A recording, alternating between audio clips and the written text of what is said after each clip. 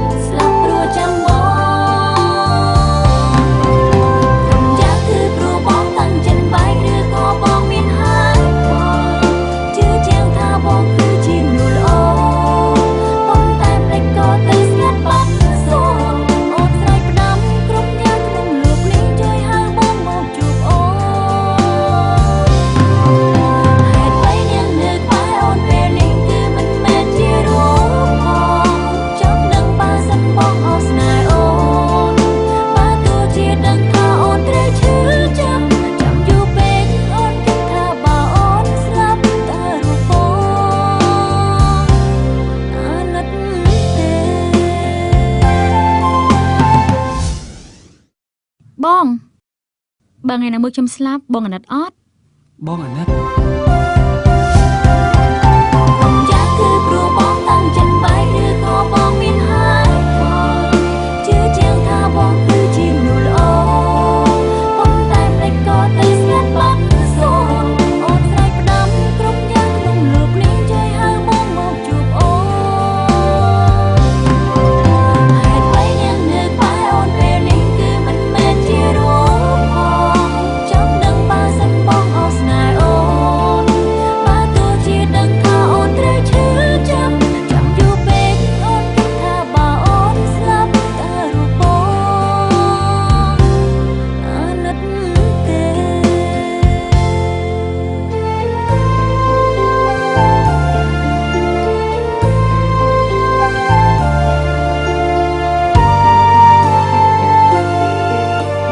បងចាំខ្ញុំហើយ